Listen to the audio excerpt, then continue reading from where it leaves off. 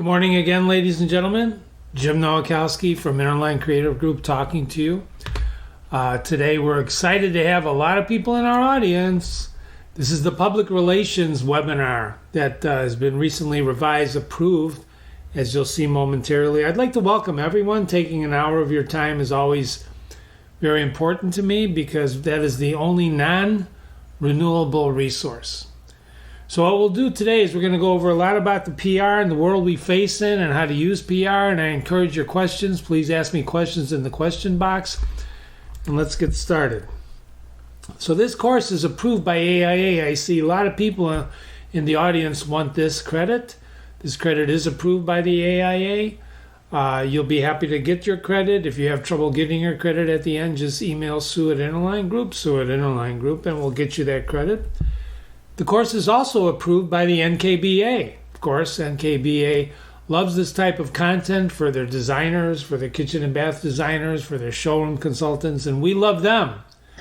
We love everybody in the audience today, and not the least of which is the IDCEC, which also approved this course. This course, in other words, it's been approved at the highest levels, ladies and gentlemen, and we're very excited to have those approvals, and we will not disappoint you. So please, make sure you put in your questions as we go through this because we got a lot of content to cover in the next hour. Welcome, everybody. I copyright all of our webinars. However, as you know, I see some familiar faces in the audience. We do share the PDFs with you if you like them, or we do record these now and we have them online for you for your note-taking. So this is always available to you. Even though it's copyrighted, we like to share this content with you. What we'll be doing today is talking about one of my favorite topics, which is PR. Because PR is about content. You know, I was talking to a PR director at a major tile company the other day, and I told her this story that PR people like herself are really taking charge over the advertising people. You know, when I grew up, advertising was at the center of the universe, and PR was considered a subordinate clause. But in the world of content today, that's not true anymore because everything is advertising and everything is content. So this program is going to look about how professionals at PR and how people like in the audience, the architects, the designers, the managers, the manufacturers, how they can use this tool to their effect, their effectiveness, to their advantage. We're going to review PR basics. We're going to talk about activities that you can use right now. And we're going to give you some helpful techniques, and we're going to have a lot of fun doing it because of a lot of good stories. At least I hope I do. We're going to find out shortly. I want you to realize right at the beginning that it doesn't matter if you're making tile, it doesn't make if you're making faucets or you're selling in a showroom, it doesn't matter if you're designing, it doesn't matter. Whatever business you're in the service business. And PR is a servicing tool. You, ladies and gentlemen, are in the information business, and PR is concerned about information. And what PR does is it translates what you do into information, right? And there's a lot of ways to do that, as we'll talk about. These little bullet points are there to remind you that you always have to be doing this from the moment you wake up to the moment you go to sleep. If you're in business, you have to be thinking about business. I know. I already see some hands going up. Jim, what are you talking about? I have a personal life. Of course you do. And of course I do. And of course we all do. But when it comes to business, if you're not thinking about business, unfortunately, business is not thinking about you. And isn't that the truth with your personal relationships? If you have a personal relationship and you're not thinking about the person you have the relationship with, they may not be thinking about you anymore. So it's important to understand that being in business, you want to think about business all the time. Cross-sell, ABC, listen for opportunities. No matter where you go, there are opportunities, which we'll talk about. I always like to start with a story, so I pulled this quote. I call it a blast from the past. In an economy of rising costs, uncertain market conditions, and changing values, hard work and perseverance alone are not enough to ensure your survival. That sounds like I could have actually said that about what's going on in the country today. We have supply chain log jams, we have inflation, we have right? This came from 1929. My mother was in the Depression. I was not in the Depression. I'm not that old, thank you. She was in the Depression in 29. She grew up in that. And she used to talk to me about what she would do to eat. It was an amazing story. Those people that came through that never forgot that. And their entire psyche was shaped by that experience, just as your psyche and my psyche is being shaped by COVID, by what happened to us in 2020, which is really what this PR course does. It's going to talk about how COVID shaped it and how we can shape it to our advantage. How many customers do you have right now, and how many do you want? Whenever I ask that, somebody in the audience says, not enough, of course, but you can have too many. And those, I see some people in the audience that I've talked to personally before that have told me this, that in fact, you can in fact have too many customers. Because if you have too many customers, you can't satisfy all of them. You disappoint some people. And when you disappoint people, they leave, right? They just find someone else. And you don't want to do that, so there's a natural balance to how many you can handle. Of course, if you have none, one will do, right? But you know what I'm talking about. What you want to do is have your long and short-term goals always in mind. Do not play the short game. Do not. You want to always play the long game. Strategy, my course in strategy, teaches you to play the long game. Most successful companies are not short-term companies. Beep, they're here and gone tomorrow, right? You want to play those strategies, those long. Look at the great companies. Kohler, Toto, those people are not playing a short game. They're playing the long game, and that's what you have to do. Now remember, whatever your goals, how many customers you want to gain, public relations can drive those numbers up. But guess what? They can also drive them down. You shoot out the wrong PR, a PR that's misinterpreted, and it changes the equation completely and almost instantly nowadays because of all the channels. So remember, if you have questions, please put them in the question box. I will see them and I will get to them. So I like to define everything before I start. And I asked myself, what is PR? And the answer I got was a quote, just the facts, ma'am, just the facts. Some of you never heard that quote before. Some of you did. It comes from an old TV series called Dragnet. Before I talk to you and introduce you to Jack Webb, Sergeant Friday, I want you to consider for 2 minutes the complexity of your brain. Because, ladies and gentlemen, that's what we're dealing with. If you were to count the nerve connections in your brain, right, you'd finish counting 32 million years later. Think about that.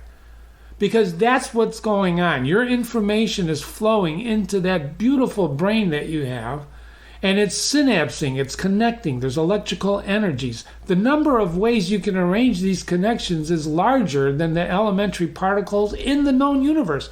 Each one of you contain this wonderful, beautiful example of an engine that dissects and brings in information. The problem what we have when we're selling our services and products is that somehow we have to make those synapses about our stuff, right? Marketing is the way we do that. PR is a tactic of marketing, and we just don't have all the time to do that. So somehow we have to learn how to break through the clutter of the complexity of the human mind. That's my long-winded way of introducing PR to you. This is Sergeant Friday, Jack Webb. You can still get this on some of the older television cable channels. You can get DVDs of it. The radio plays it, everything. This was a detective sergeant who walked around solving crimes in Los Angeles. Actually, there was a great movie, LA Confidential, which was based on this type of character. Kevin Spacey played, I think, the type of detective who was a consultant on that show. It's good. It's a good movie. Anyway, Sergeant Friday used to patrol L.A. and talk to people, and he would just want the facts. Just the facts, ma'am, just the facts. because the person he was interviewing would drift off and start talking about their washing machine not working and he's trying to investigate. They would drift off. Ladies and gentlemen, PR is about facts. And facts today, even when Joe was around, they got blurry. They get blurry, right? They get even more blurry today because of social media. We're going to talk about what is a fact in a moment. But think about that, right? You, every one of you in the audience, each one of you, I've examined your websites if you gave them to me. If you gave me Gmail or AOL, I couldn't see your website. But I'm telling you right now, each one of you is an influencer, right?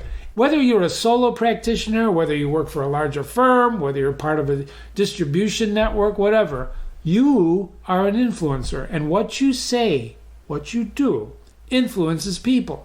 PR is about formulating what you say, how you say it, and broadcasting it as facts. That's what PR is. Now, since you can't be everywhere all the time, what we do, what your customers do, what everyone does, is they depend on various media for information. Twitter, Facebook, the news channels, texts, emails, etc., etc. Your customers and prospects are getting fed information into that cerebral cortex, and they're trying to take some of those 32 million synapses going around, right? They're trying to gain that. That's the problem. Publicity, PR, is the factual presentation of something. I own an architectural studio. I own a design studio. I sell whatever. It's the process of disseminating information in order to get the interest of your audiences. You think you're talking to one audience. You're talking to many audiences, and we're going to talk about that. Because it's you talking to them with just the facts. It's a specific kind of communication. It's not a casual conversation at Starbucks. It's not any of that. PR is a specific kind of communication, a professionally shaped communication about facts. So what is a fact? What the heck are we talking about? Well, here's a picture of our solar system I took on November 5th, just recently. And I can tell you right now, if I said, this is the solar system, I'd be lying to you. Because since I took that picture at 7:52 a.m. on November 5th, that system has changed. The planets have moved, the stars have moved, everything is moving, right? So if you believe me, right, or if I said like in the old days, the sun goes around the earth. They used to believe that. I read someplace recently that some people still believe that the sun goes around the earth. And who can deny that? If you look, the sun moves across the sky. I'm standing still. I don't feel I'm rotating at thousands of miles a minute. I don't feel it, but we are. We're rotating. So what is a fact? If I asked you when I was growing up, and they would ask me, Sister Dozateo would ask me, how many planets are there, Jim?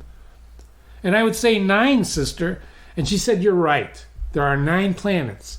But today, that answer is wrong. Today, according to NASA, right, there's 8 planets. What happened to the 9th planet? Well, the 9th planet, if you know your astronomy, was Pluto. Right? And Pluto's been reduced to a dwarf planet. They call it a dwarf. They made that an adjective. Ladies and gentlemen, this is what you need to know when you're shaping PR. When you're shaping your message, when you're shaping your story, you need to know what's going on with language. Now, some of you, I can see in the audience, you know, you're from different countries, which is great, because English is a terrifically difficult language. You ask anybody, including me, and I have degrees in English, for heaven's sakes. But one of the things we're going to talk about today are basically facts. So whether you believe there's 8 planets, 9 planets, if you count the dwarfs, don't count the dwarfs, it doesn't matter. You have to be able to back up what you say as fact. You have to do that. Let me give you an example. Tim O'Brien, by the way, Tim is not in the audience, but he's given me permission to use him. I'm kidding. I made this name up. But I'm sure there's a Tim O'Brien out there. He decides to launch his own interior design business, right? There, he's made the decision. Approach number 1 says O'Brien Design has launched a new entire interior design business called O'Brien Commercial Interior Design. Isn't that a beautiful sentence? Isn't that the truth? Isn't that a beautiful fact? It is, ladies and gentlemen. That same fact can now be said Chicago-based home furnishing and gifts emporium O'Brien Design is excited to announce the launch of its new interior design business, O'Brien Commercial Interior Design. Whether you need to freshen up a single wall or create a maximum space and efficiency throughout your office, O'Brien Commercial Interior Design is the perfect partner to handle your project from start to finish. You can see the difference. One has many more words. And I used to work for a guy who used to tell me, Jim, why use 10 words when 100 will do? I'm not saying you should write like this, but I want you to understand the difference between a fact and a marketing fact. They both say the same thing, that Tim O'Brien launched a new business called O'Brien Commercial Interior Design. But the second one says it a little differently, doesn't he? The second one, they're both statements of fact, but sample number 1 is just pure publicity. In the old days, that's the way you did publicity. In the post-COVID world we live in today, that is not the way you do publicity. You can still do it that way, but what you want to do is you want to use marketing behind your publicity. We call it marketing PR. It's a little dangerous, and there's sometimes you're just going to use the facts. But for now, I want you to delineate between the two. Because it becomes a question of relevance, believability, and your purpose. What are you trying to accomplish? You have to be able to use one or the other, and you have to know when to use it and why you're using it. That's the basic lesson of what I'm just telling you right now. Facts are facts, but they're boring. What did you have for supper last night? See, they're boring. You have to instill it with excitement, adjectives, sometimes. Which brings me to your voice. I'm not talking about singing, me. I'm not talking about your singing voice. I'm talking about your point of view when you go out to your audiences. You know, in English, there's only 3 points of view. First, second, and third person, right? First person is I did this. Second person is you did that. Third person, he, she, it. Right? You know what's going on with pronouns now. We're not going to get into that.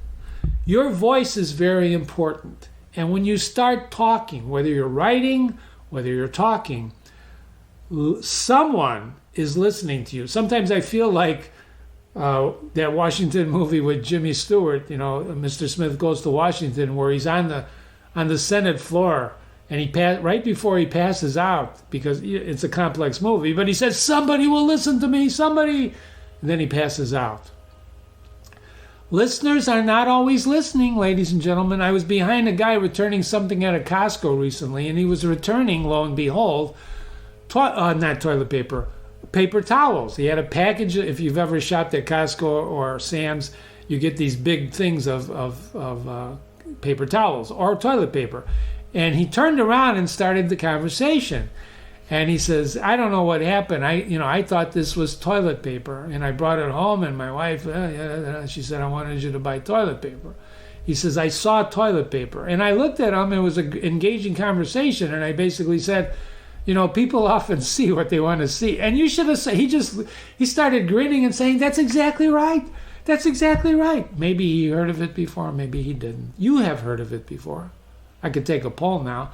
But it's the same thing with listening. People hear what they want to hear. Like right now, you're hearing, some of you are not even listening, I could tell. Oh, I'm sure you're listening. But you hear what you want to hear. But you have to train yourself to really hear what's being said. Therefore, when you produce your PR, you have to hone it over and over until it says exactly what you want to say. For an example, if you watch the news media at the next natural disaster, and there will be one, I want you to pay attention closely to what they tell you. Most of the time, they don't even know what's going on. In fact, that's one of the gifts of Twitter. Because in Twitter, people on the ground, Twitter is one of the great reporting tools of all time. If it's true, I'm not saying it's true, we have to delineate. But I remember when the tsunami hit, Japan many years ago, many years ago, people knew about it in the world before the geographic people knew about it, because people who were experiencing were tweeting about it. If you remember when they caught the Boston bomber, there was somebody tweeting from an upper level about what the police were doing to catch this character. You understand? So the media, if they have to report, but a lot of times they don't know the facts. And I know you know this when you watch them, because they'll always say, we don't have confirmation. We think this is true, but we have yet to hear this. And they keep repeating the same thing over and over and over, and you know it's been wrong. Ladies and gentlemen, you can't be wrong. You cannot be wrong about your business, because it will come back and bite you. It will hurt you. So you have to, the challenge of publicity is to find a way to break through without being wrong. Who speaks for you? If you work for a company of 25 people and they're all saying different things, what kind of impression does that create for your customers? If you look at the image on the right, that was at one of the last trade shows I was at the KBIS show. That guy in the middle isn't there. He's a cardboard cutout. I don't know if you can tell that, but he is. That's the president of the company, Tommy on the right, with his marketing director. That was a great shot. I tweeted about it, got some compliments. He loved it. You see, so even what you see, because remember, you're getting your information through your senses, which feed your 32 million synapses, which could be wrong. So you want to establish your voice, one voice. That's why your internal audience is as important as your external audience is. You want to be reporting what you want to report. You don't want people to take your words and start messing them up or changing it. PR gives you that opportunity to say what you want to say. And if you'll note, most major companies, when they get into a firefight, use PR to say what they want to say. They'll publish very expensive articles in Wall Street Journal to take a position on a matter, like a RICO. Example. I wrote this at the beginning of COVID, right? It was a plea. I encourage you, if you Google this, you'll see I'm on page 1. We like to be on page 1 with our content. It takes a while, but that's another session that we can have. I am not anti-mask. I am not pro-mask. But I do know that when the government locked us down and told us to wear masks and things like that, as a businessman, they cut me off from my customers. It was very depressing, right? I get a call in the first part of 2020, like April and May. They want to hire us and they want me to come over to the office. I said, would you like me to wear a mask? They said, yes. I said, I'll wear 2 masks. I'll be there in an hour. He says, no, come in 2 days. I went there. I had my mask. I bought a thermometer to take my temperature. We had a 2-hour meeting. I sat there in a mask. At the end of the meeting, I don't know if you've ever sat 2 or 3 hours with a mask on. At the end of the meeting, the boss comes up to me, the owner comes up to me, he says, oh, by the way, if you want to sit at the end of the table, you could take your mask off. And you can see he was laughing underneath his mask, right? So, earlier this year, as a matter of fact, 2021, I did an online webinar for a very important organization, and they recorded it, and they thought that I had said that I'm anti-mask, and I never did, and I never will, because I don't really care. You see, I don't really care. A mask is just a mask. When you read my blog, it hides your expression. It hides who you are, right? I mean, I even saw one of my friends, Anne-Marie Rossetti, a wonderful woman who writes about the ADA. She had a mask with a cutout in there that you can see the lips reading for people who are deaf, you see. So she takes it from a different point of view. And that's a wonderful idea, but it made her look silly. No offense. Okay? But I'm just telling you, when you do PR and you do it the right way, you're going to have people who come at you and they're going to wonder what you said. They're going to misinterpret what you said, and you have to be prepared to defend it. So some rules. Make the story uniform. Don't wander. Takes practice, but find some stories you like and other sources to work with. There's style books, there's all sorts of things. Rule number 2, that subject you're writing about has to be of interest. And guess what? Of course, everything you do is interesting to everyone, right? I know you're thinking that. Of course it's not true. You have to really shape your content based on the interests of your audience, not you. Remember this, it's not about you. It's never about you. It's about them and what you can do for them. I'm reminded of the Bette Midler quote in a movie. I forgot the name of the movie. I'm tired of talking about me. Let's talk about you. What do you think about me? It's it's not about you. And finally, dissemination of information should be controlled. Just remember this. Once you put it out there, it's there. It ain't going anywhere. Have you noticed even when someone deletes a tweet, they find it and they talk about it? That's why what you put in writing on the internet in digital form has to be accurate. I'm not trying to scare you. I'm just saying whatever you put out there, make sure it's accurate and have the ability to change it when you want to edit it, right? Okay. What you say is only half the story. Remember, you may shape out the perfect story, right? But perception is reality. And how you say it, which we're going to talk about because PR has tactics and tools. What you say and how you say it, because perceptions are not perfect. Right? Perceptions cause a lot of trouble. I didn't say that. I know you're thinking that you remember situations you've been involved in recently where someone said, wait, this is what you said. And so I didn't say that. I didn't even imply that. But yet they heard that. So the key to good PR is to communicate clearly, logically, carefully. For example, if you want to announce the signing of a new lease for your office space, that's a great story. It is, especially nowadays in COVID when we're getting back to work, theoretically, and the work week has changed, blah, blah, blah. And remember this, by the way, all of you are opinion leaders. I don't see anybody in the audience that is not an opinion leader. And why do I say that? Because everyone is an opinion leader. No one has the answers anymore, ladies and gentlemen. There is no one way to do anything anymore. Well, what about right and wrong, Jim? There are right and wrong, but right now your opinion means as much as anyone else's opinion. And I can testify to that, and so can you if you listen to any economist talk about the economy. Nobody knows what the heck is going on. Nobody knows.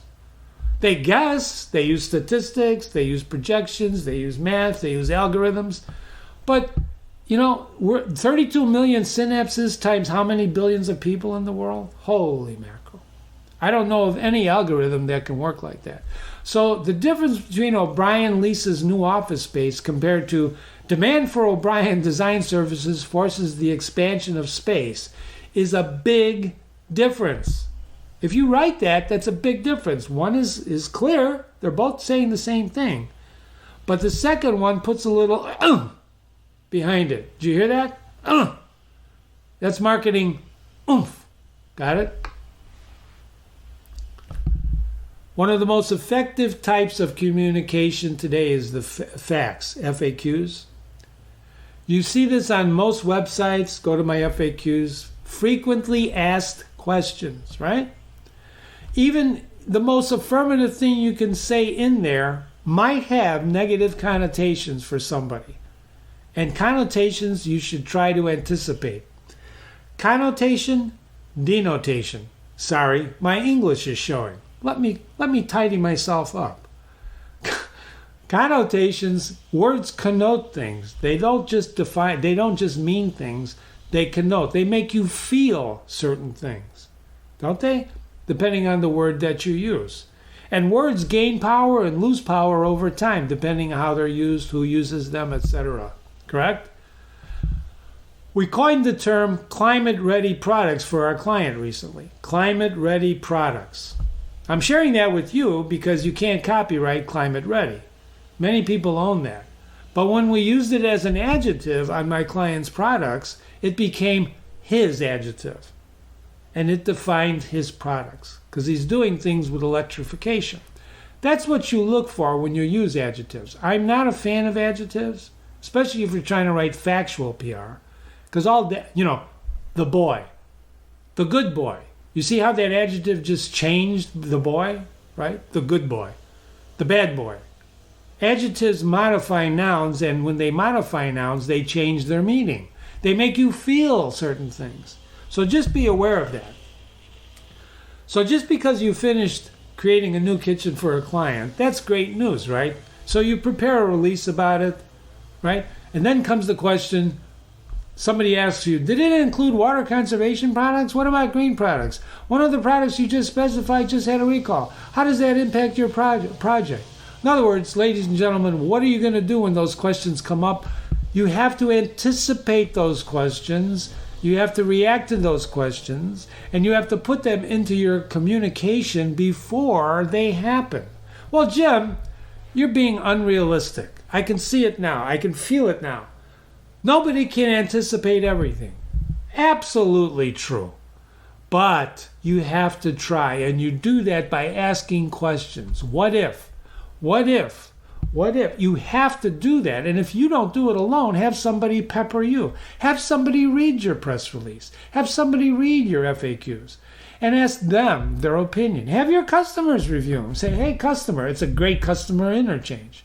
I'm thinking of putting this out. What do you think? They'll be delighted to tell you what they think. And guess what? You don't always have to listen to them. Any questions so far?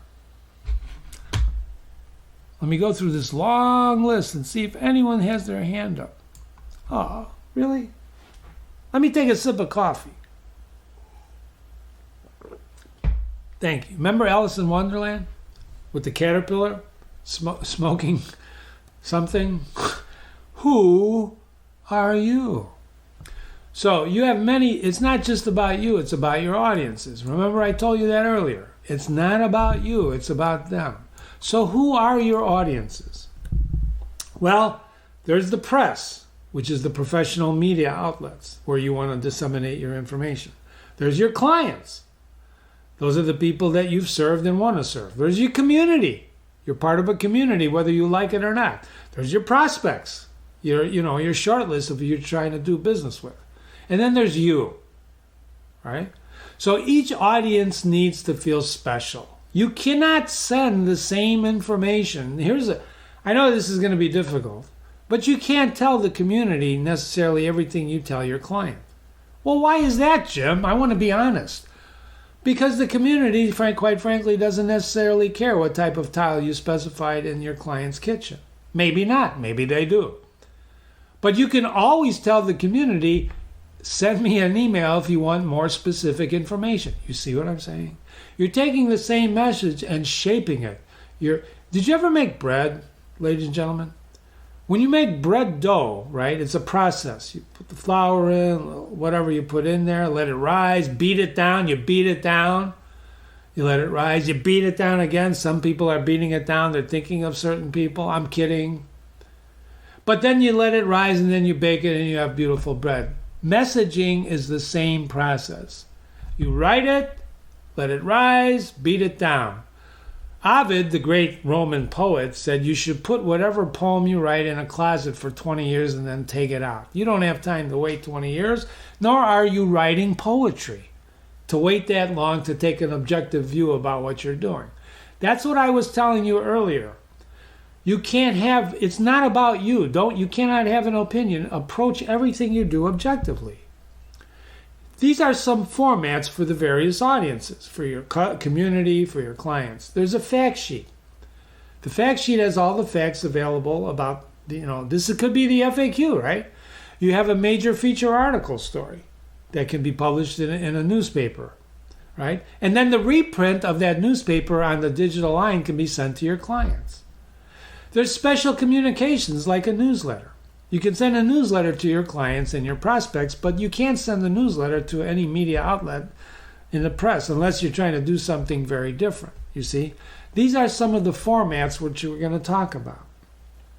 Because the complete story is not always a simple story. People don't want to know about anything except what's in it for them. They want to know, if I'm going to read this, what am I going to walk away with? How is it going to help me? Remember, it's about them, not you. So your backgrounder might have all the detail about what you're talking about, your firm, when it was invented, when it was founded, all the business you've done. But frankly, your audiences aren't interested in all that detail. They may not want to know all that detail. So there's always a piece of communication in your communication that says, well, if you want more information, email me. I think the easiest way to think about this is to pick your target audience. Pick one of those 4 circles. Prepare your communications. We're going to talk about the different types. And then niche it to the rest of them. Right? You got prospects, you got clients. Take a client project, niche it. Don't send the same thing to your client that you send to your prospects. A FAQ sheet, right, might do well for your current client, but a letter with a photo to your previous clients would be better. So if you produce an FAQ for your current client's project, which has all the detail, a summary of that with a photo and a letter to your previous clients about what you did for your current client here might be of interest to them. And by the way, personal letters work, and personal letters are in fact a tool of PR. Everything is public relations. The key to PR is to think marketing. Ready to take a lot of notes? I don't see any questions yet, and I think we're doing fine on time.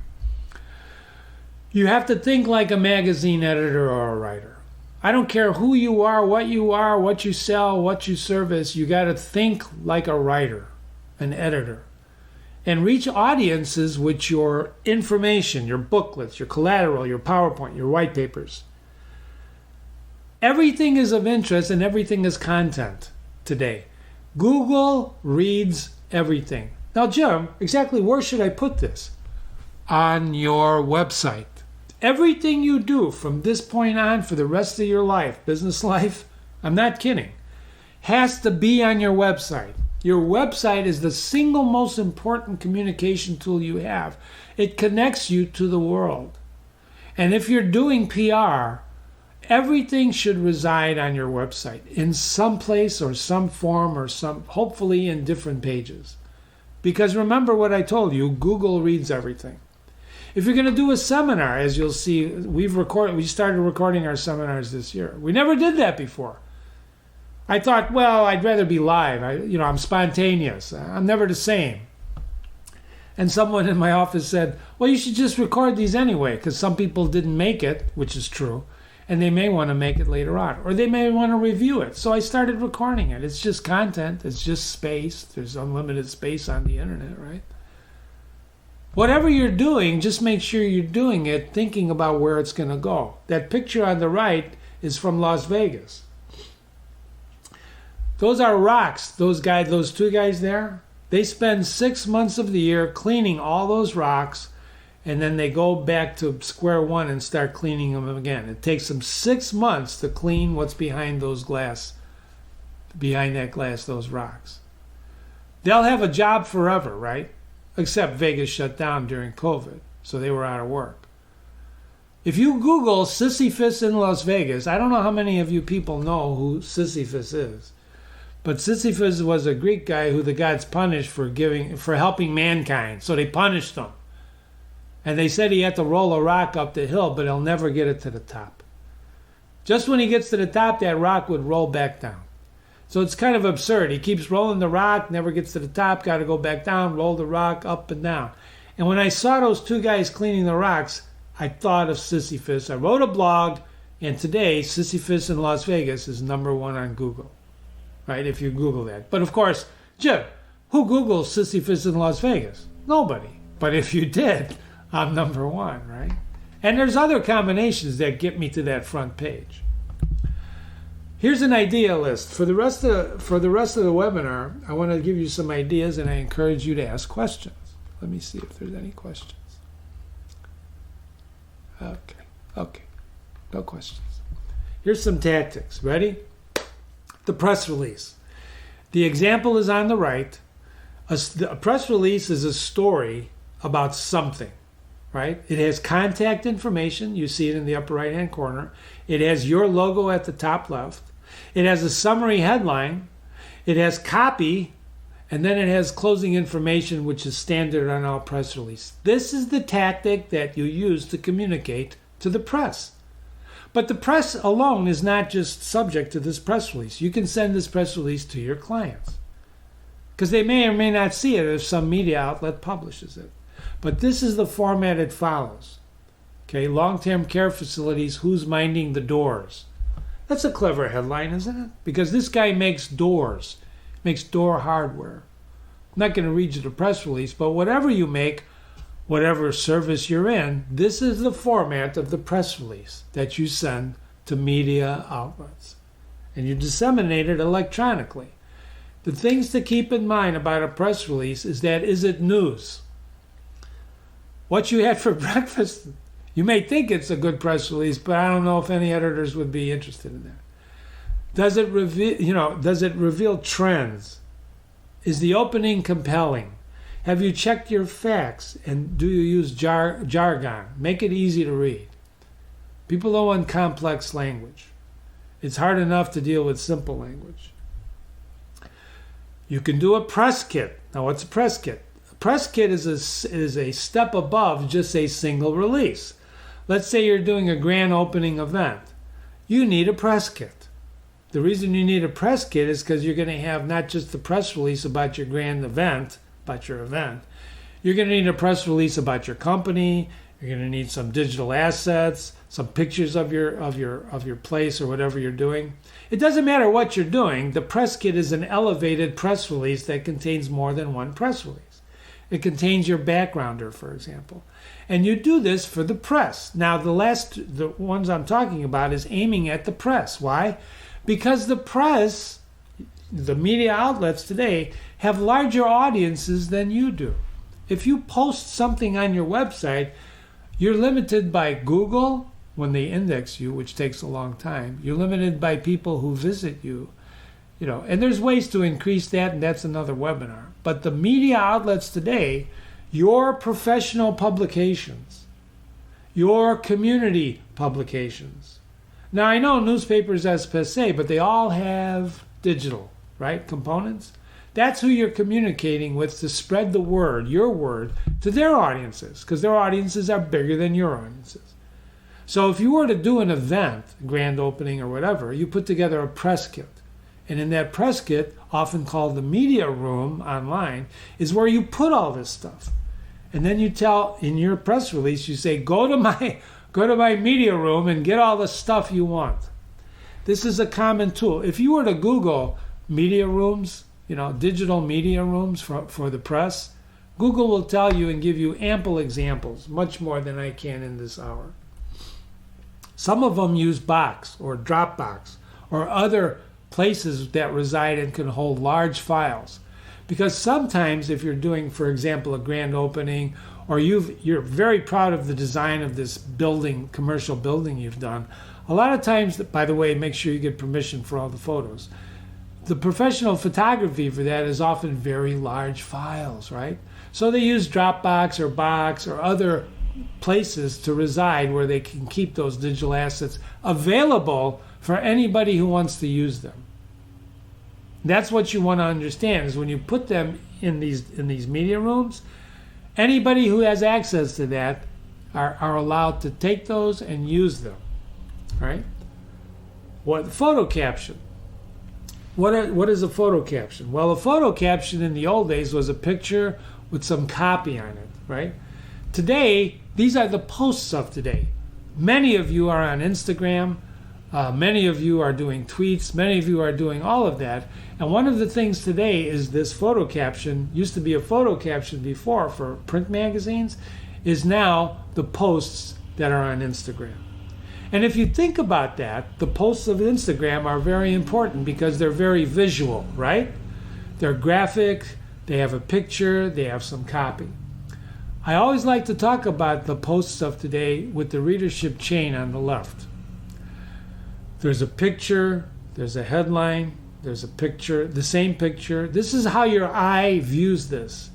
Your eye always goes to the visual first.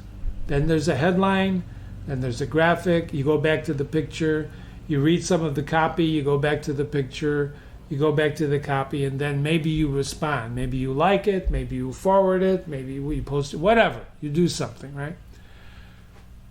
Like a chain, the weakest link in a chain will break that chain. If that picture is not compelling, they go on to the next one, because people don't spend a lot. They're just spending nanoseconds on this stuff. Now, a picture is worth 1,000 words, which is why I like words. I like a lot of words. Because Jim, nobody reads your words. Well, that's okay, because I don't write them for everybody to read. I write them for the person who wants to read them. You see? By writing sometimes long copy like I do, that's my filter, that's my selection, because I don't want necessarily, if I'm writing about a specific topic, for example, I don't want just people to read, would you rather be operated by the guy who read the book or the guy who read the bullet points? Sometimes there's a place for short copy. Sometimes there's a place for visuals. I've done plenty of tweets during COVID with just a visual and a couple, the 250, 275 words. So, FAQs. This is discussed earlier. These are a series of questions and answers. You're talking to yourself on these FAQs, and people download them. They actually take them, they download them, they read them, they don't read them. So don't use a lot of questions, just the facts. Give them the facts. Give them the facts. Google does this. If you Google a topic, sometimes they give you that little box with 4 or 5 questions that they think you'd want to know. Just make sure people know how to contact you to get more of it. Then there's the video release. Sometimes videos, which are hot, right? You need a YouTube channel. Get a YouTube channel.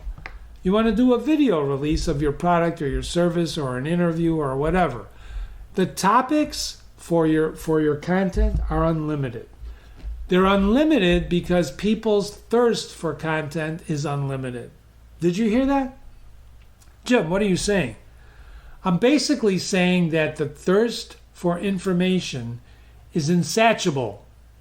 It's insatiable. If you start on the information content journey, you can't get enough of it. You want more. Why? Because you have 32 million places to put it in your head.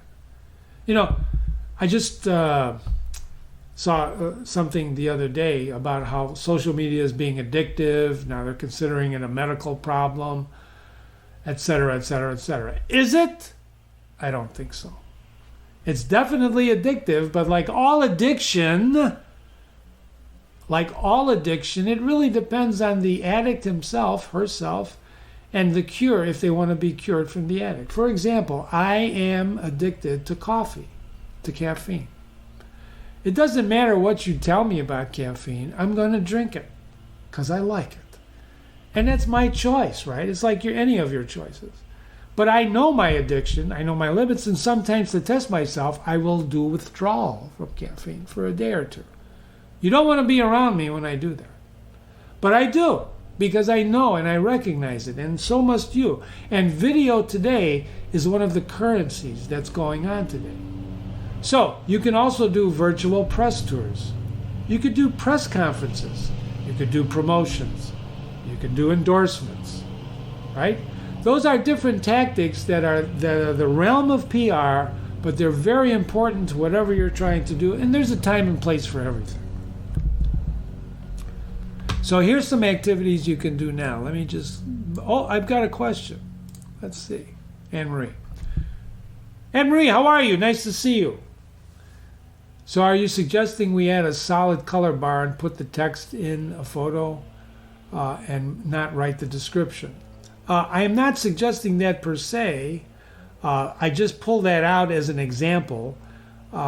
What you do with your posts and how you post them is really up to you. The idea, what I was trying to propose, Anne-Marie, is basically that a photo caption in the old days is like a post today. People post all the time. I'm posting on Twitter, not as much as I will and used to. There's some things going on now, but that's what you want to do, is make it your format. Thank you for asking the question. We love it. Thank you. Okay. So here's some things you could do now. Thank you for that. Some ideas. You could do a new product or service release. All of you, designers, architects, showroom consultants, manufacturers, you all have new things going on. Anything new? Well, Jim, it's not really new. It's been out for a while. Guess what? Most people don't know that. I've worked for manufacturers for many, many years, right? And sometimes they'll talk about something and they'll tell me that's really not news. And I said, when's the last time you talked about it? 3 years ago. Do you think for a minute that people remember what happened 3 years ago? Much less yesterday? Take that thing you talked about and look at it again with fresh eyes. There's a story about Agassi and the fish. I'm getting a little philosophical, please forgive me. Where the guy wanted to know, he went to the smartest man, Agassi, I think his name was, and said, I want to be really smart. And so Agassi said, here, he gave him a fish he just caught. He said, tell me about this. And he looks at him and he goes, it's a fish. He goes, great, now go tell me about it. Study it and come back and tell me about it. So the kid went home and wrote an essay, came back the next day. It was 4 or 5 pages long. Agassi read it and said, that's great. He says, now I want you to go back and really look at this and tell me about it. The kid said, well, I just did. He says, no, I want you to really look at it. So the kid went home. A week later, he comes back. He's got 300-page dissertation on this fish. It's, and Agassi looked at it and he said, whoa, that's a lot to read. But it's still not what I'm looking for. And he goes, I don't know what you're talking about. He says, listen, go home and study this fish. And then come back when you really know about it. So the kid goes home, and a year later he comes back and he had volumes. He had 17 volumes on the species of the fish, how it lives, how it mates, where it goes, how it travels. Agassi looked at this and said, this is unbelievable. This is great. He says, but it's really not what I'm looking for. He says, what am I looking for? He goes, well, it's a fish. He goes, exactly. When the kid used the word fish to begin with, he had no idea what that word meant. A year later, when he really learned about it, that word is suddenly charged with meaning. It's no longer just a fish, it's a fish. That's what your products are. That's what your services are. That's what we're talking about. You have to charge your language with meaning. Because guess what? No one's going to do that for you. There's no one in the world that's going to give your sentences meaning or your words meaning unless it may be the wrong meaning. So charge it with language, right? Product service improvement, new sizes. I'm looking at the time. I think we're doing pretty good. New materials, new applications, awards and honors, right? Anything involved in your company deserves a press release, deserves a communication piece, deserves a tweet, deserves a post, because you have to keep this content going. The types of tactics you can use are brochures. You can write a technical report. You can write. Remember, you are all influencers, right? And your opinion is as good as the next. So if you're a designer, there is no topic you cannot take and make it yours and mean something to people. You just have to put it in writing with visuals. That's what PR does. That's what PR is all about.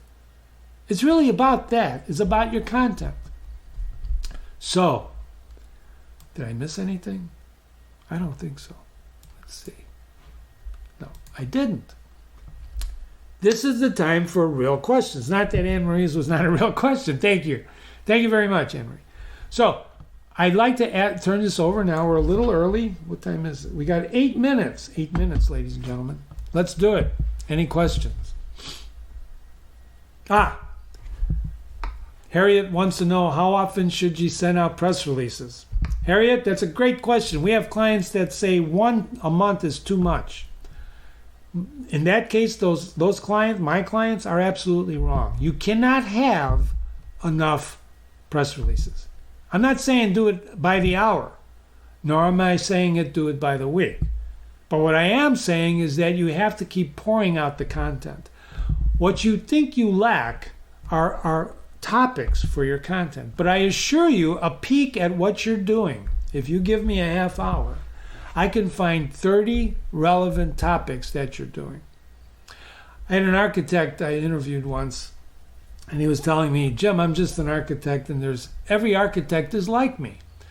Within 40 minutes of the time we were having coffee, I not only convinced them there's no one like him, he got all charged up to go out and start telling the world about his work, because I told him, as he explained to me what he did, how different it was from other architects. Ladies and gentlemen, that's what you're looking for, is your points of differentiation. That's what you're really, really looking for.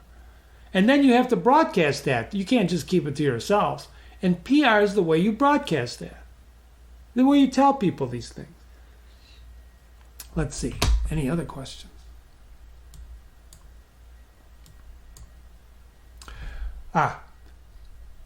John wants to know if there's any social media channels that are preferred for PR. The answer is no, because all social media channels are in fact PR. Look at John, just look at what's going on in the news today, right? I can't turn on the news anymore almost, because every time I turn the news on, somebody's quoting about a tweet that happened. A tweet. They use the tweets from Twitter, and I love Twitter, but they use the tweets from Twitter as news to broadcast news. Remember, don't forget what I was telling you about the facts. Keep your facts professional about the business. Keep it about the business. I'm not saying don't have fun, but keep it about the business. And so there is no one or the other. Personally, if you're asking for my personal opinion, I avoid Facebook. Right? I just don't. I do not Facebook. That some people consider that a mistake. Some designers have told me I swear by Facebook as I get business from it. That's great. Good. That's okay. We're not for everybody, and everybody's not for us, right? But for me, as a professional consultant, Facebook has no attraction for me. Never did. Although I've been on Facebook, but I don't really go to Facebook. My first encounter with the client, he posted his press release on Facebook, and when he first visited my page, very early when Facebook was first born, he said, "Jim, you have no friends." I go, "I don't." He says, "So why are you on Facebook?" I said, "Well, to get the press release for one thing that you had on your page." I don't see, it's different. People are different. I just, a former employee's wife just passed away, and I didn't know. And one of the people I work with said, they found this out on his Facebook. I had a publisher whose wife died. I didn't, and I knew them both. We saw each other socially. I didn't know she passed away until a month later when he posted it on LinkedIn. Well, Jim, you're obviously not close to your friends. No, it's not that I'm not close. It's just that, with time being time and whatever the world is, not everybody communicates the same way through the same channels, you see. It all comes out in the wash, right? But what I'm suggesting to you, John, is that there is no one way. There's no one way or preferred way to do it. You have to do what's comfortable for you. Here's a question. Oh, let's see here. Another one. Gail, I'm a small business, just me. Where do I start to reach potential clients? Not Facebook. Great question. Thank you for asking that question. You start to reach potential clients by studying the clients you have or had. If you're new to business and don't have any, you have to do a pro forma, what they call profile. It's a bad word, but it's a good word. Profile the type of client you want. And then you go out and you get them. You go where? Let's say, I don't know, are you in the design business? You're a small business? I don't know what you do, but let's say you're a designer just starting out. Pick some zip codes where you'd like to do designs. If you're a designer, go to some real estate people. Real estate people hire designers, if you're a designer like you, to stage homes. Work with them. They'll just say, I'd like to stage your home, and do the first one, gratis, just to get your feet wet. But if you're starting in a small business, you had to have had a business plan. So you're an interior designer. Perfect. Join some interior design associations, like the IDCEC, like the IIDA, the ASID. Join some interior designers, go to some networking group, get some ideas from those groups, and then look at the potential people you'd like to do designs for. Hang around showrooms. Gail, here's a great idea, right? There's plenty of showrooms that are now open, not just by appointment, but you can walk in. Go in there and start looking around and start listening to what people are talking about. the best thing you can do, the most important thing you can do, is have a website. And if you'd like, we can talk offline about this. But you need a website to drive people to. That's really where you want to showcase your interior design. And all you got to do is look at some interior design people out there. If you go to kbresource.com, kb-resource.com, you look at a section called KBtivity, you'll see some designers there that have been profiled. It's an exciting time to be there if you're starting your business because the world is your oyster. Thank you for that question.